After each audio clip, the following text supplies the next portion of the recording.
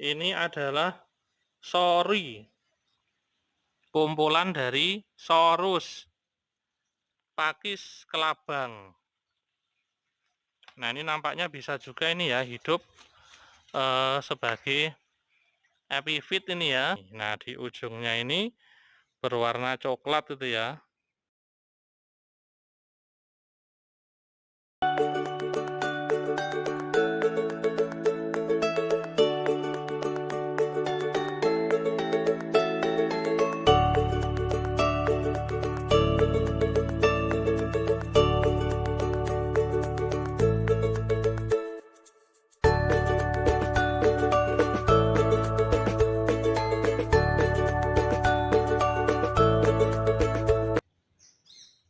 Assalamualaikum warahmatullahi wabarakatuh. Selamat datang di vlog saya, Abi Arif. Asik belajar biologi, aman, ringkas, dan fleksibel. Kali ini saya akan membahas tentang tumbuhan paku.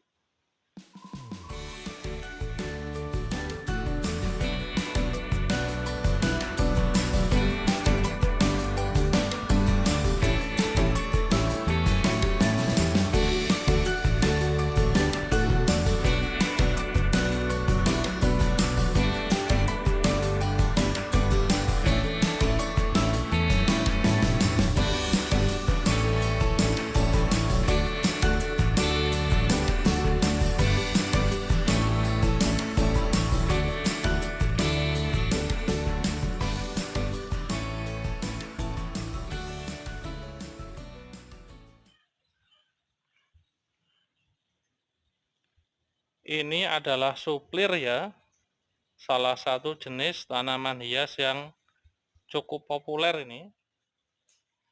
Suplir ini merupakan spesies tumbuhan paku dari genus Adiantum. Sepertinya ini adalah Adiantum trapesiforme ini ya. Daunnya berbentuk trapesium, panjangnya kurang lebih 4 cm ini ya. Nah, di bagian tepi daun suplir ini yang berwarna kecoklatan itu ya, hijau kecoklat-coklatan. Ini ya, di semua helaian daunnya ada ini ya. Ini adalah sori, kumpulan dari Sorus. Sorus adalah kumpulan dari sporangium. Nah, di dalam sporangium terdapat spora. Sorus ini dilindungi oleh indosium atau daun pelindung. Nah, pada Adiantum ini indosiumnya merupakan indosium palsu atau indosium semu, yaitu tepi daun yang melipat ini ya ke bagian abaksial sewaktu masih muda. Ini ya, inilah suplir atau Adiantum, salah satu spesies tumbuhan paku ya yang banyak ditanam sebagai tanaman hias.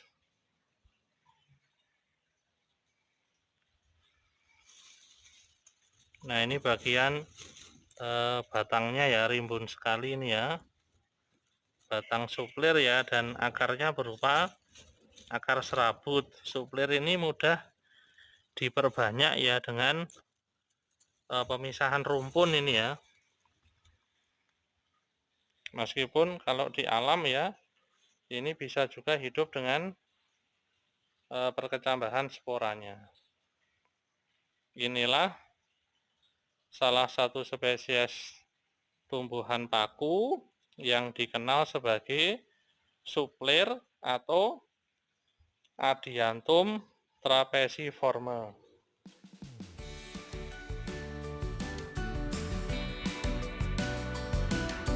Nah, di belakang suplir ini ada tanaman paku hias lainnya ini ya, tanaman paku yang sengaja ditanam untuk menghadirkan estetika di taman ini. Ini juga jenis tumbuhan paku yang cukup terkenal karena sering ditanam sebagai tanaman hias. Nah, di sini lebih jelas nih ya. Paku ini seperti halnya suplir tadi merupakan tanaman paku terestrial, yaitu tanaman paku yang hidupnya di tanah. Paku ini dikenal sebagai paku sepat atau pakis kelabang. Nah, ini nampaknya bisa juga ini ya hidup sebagai epifit ini ya, menempel pada permukaan batang pohon kelengkeng ini ya. Jadi paku sepat atau pakis kelabang ini bisa hidup sebagai paku terestris ya, hidup di tanah. Bisa juga menjadi epifit ini ya, menempel di batang pepohonan. Dalam bahasa Jawa, spesies paku ini dikenal sebagai pakis kinca, atau dalam bahasa Sundanya disebut paku andam. Dalam bahasa Inggris dikenal dengan nama narrow sword fern atau paku pedang. Nah, nama ilmiah spesies paku ini adalah Nephrolepis cordifolia.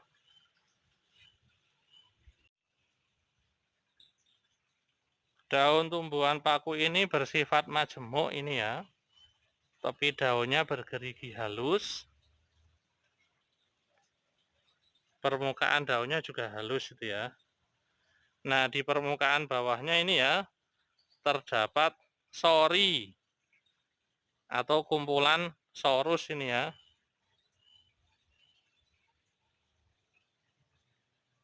Nah, ini adalah daun yang masih muda ini ya. Coba perhatikan bentuk daun yang masih muda ini. Bentuknya unik ya. Menggulung ini seperti kelueng ini ya. Inilah salah satu ciri kelompok paku sejati. Jadi kalau nanti kalian menemukan tumbuhan daun mudanya menggulung seperti ini, berarti kemungkinan besar ini adalah tumbuhan paku. Inilah paku Nephrolepis cordifolia.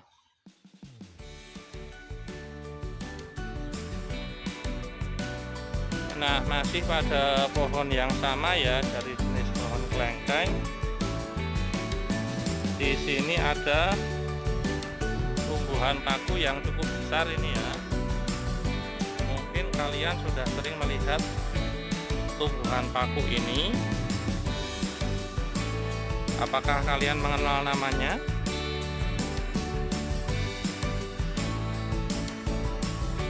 Paku hias ini ditanam ya, atau lebih tepatnya ditempelkan ini ya, sengaja ditempelkan pada batang pohon kelengkeng ini ketika ukurannya sudah besar itu ya, dengan bantuan tali. Nah, sehingga bisa jadi kemarin belum ada, beberapa waktu kemudian tiba-tiba tumbuh besar ya dan berada di sini.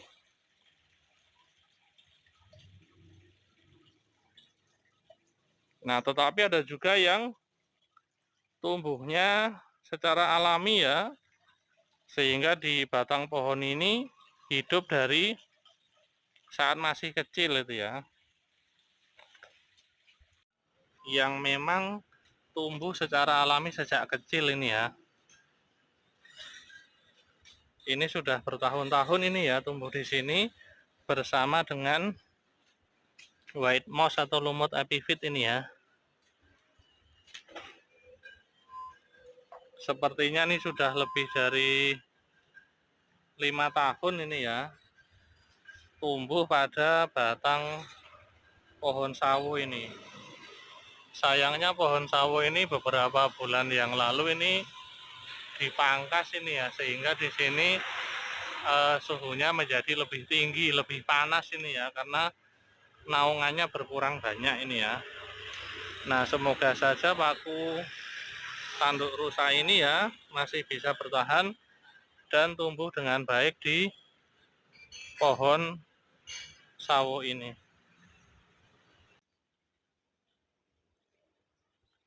Paku ini disebut sebagai simbar menjangan atau paku tanduk rusa.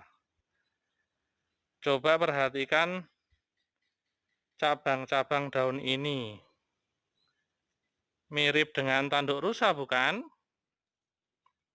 Permukaan atasnya halus ini ya. Sedangkan pada permukaan bawahnya warnanya seperti ini. Nah, di ujungnya ini berwarna coklat itu ya. Ini adalah sori atau kumpulan dari sporangium yang terwadahi dalam sorus ya. Jadi tunggalnya itu sorus ya. Kalau banyak namanya sori. Jadi yang ini yang seperti tanduk rusa ini ya, bercabang seperti tanduk rusa ini merupakan daun yang mengandung spora ini ya.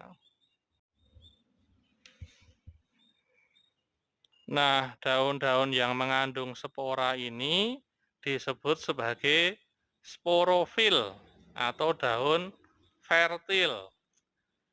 Sedangkan yang di bagian atas ini adalah daun-daun yang tidak mengandung spora ya, atau daun steril, disebut sebagai tropofil. Nah, ini ada tunasnya ini ya. Ini menunjukkan bahwa paku tanduk rusa atau simbar menjangan ini dapat tumbuh dengan subur ya, menempel pada batang dari pohon kelengkeng ini. Masya Allah, tabarakallah.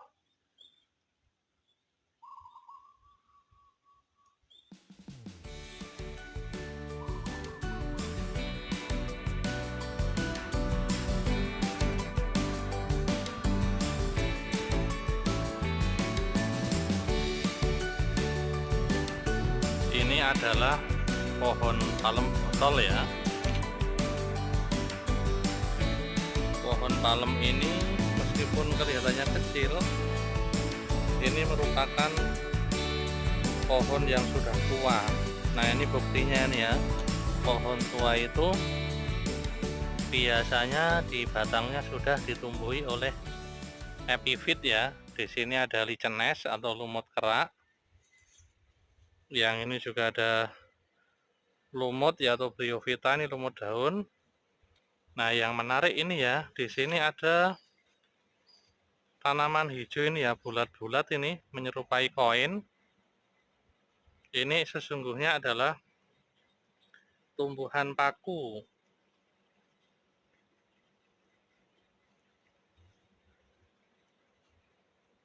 Nah, ini adalah paku sisik naga ini ya.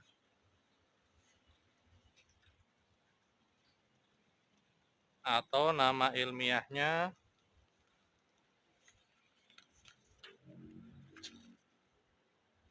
Tremoglossum piloseloides.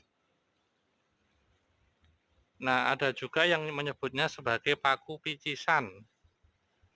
Dalam bahasa Jawa dikenal sebagai paku duwitan atau paku duduwitan ya dalam bahasa Sunda.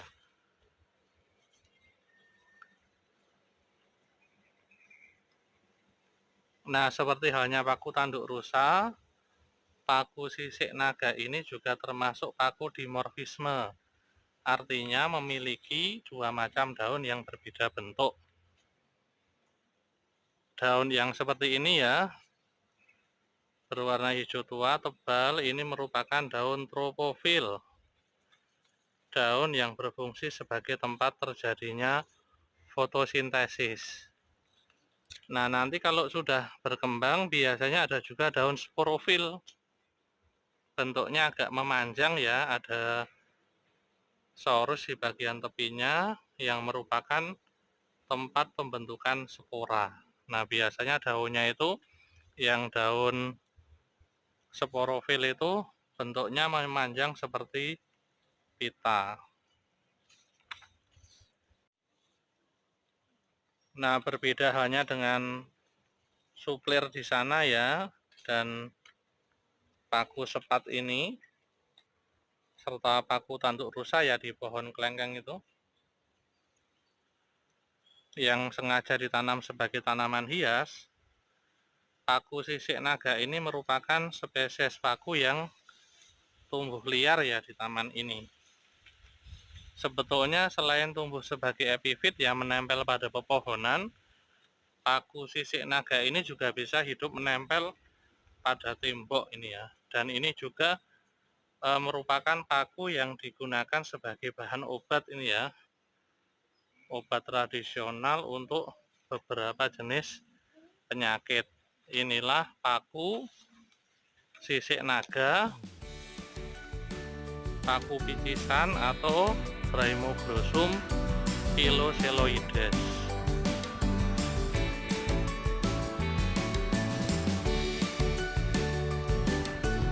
Ada juga paku tanduk rusa ini ya, atau dari genus Platycerium ini, yang memang tumbuh secara alami sejak kecil ini ya. Nah, di dekat paku simbar menjangan ini ada juga spesies paku epifit ya, yang tumbuh liar ini. Paku ini dikenal sebagai simbar bajing atau daun kepala tupai. Mungkin karena ini ya daunnya yang menyerupai kepala tupai ini ya, kecil ini. Spesies ini umum dijumpai di dataran rendah ini ya. Sebagai paku epifit, jenis ini bisa menempel hingga kadang-kadang menutupi hampir seluruh permukaan pohon inangnya. Nah, ini ya, rimpangnya itu relatif tebal, tertutupi oleh rambut-rambut yang berwarna coklat ini ya.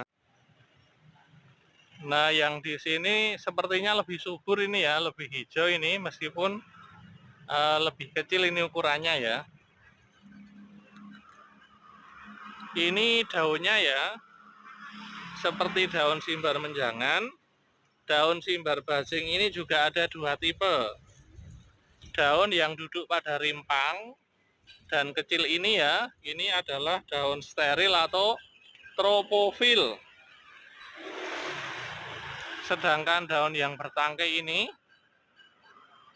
bercangap lebih dalam ini ya, dan berukuran lebih besar ini ya, ini adalah daun fertil atau sporofil. Nah, jika sudah dewasa, pada permukaan daun ini akan terlihat sori atau kumpulan sorus ya, yang letaknya tidak beraturan. Ini sayangnya masih kecil ini ya, sehingga belum kelihatan ini sori atau kumpulan sorus ya, yang di dalamnya ada sporangiumnya. Nah, seperti halnya paku sisik naga, paku simbar bajing ini juga dikenal memiliki khasiat obat dan digunakan sebagai sumber pengobatan tradisional. Inilah paku simbar bajing atau Drainaria quercifolia. Meski tumbuh liar, spesies paku ini sesungguhnya juga menarik ini ya. Karenanya saya setuju ini jika simbar bajing ini juga disebut sebagai tanaman hias, meskipun tidak sepopuler simbar menjangan atau Platycerium. Tetapi di beberapa marketplace ya, ternyata simbar bajing ini juga dijual, ini ditawarkan sebagai tanaman hias ya. Oke, demikian vlog saya hari ini. Semoga bermanfaat. Sampai berjumpa di vlog selanjutnya. Terima kasih. Assalamualaikum warahmatullahi wabarakatuh.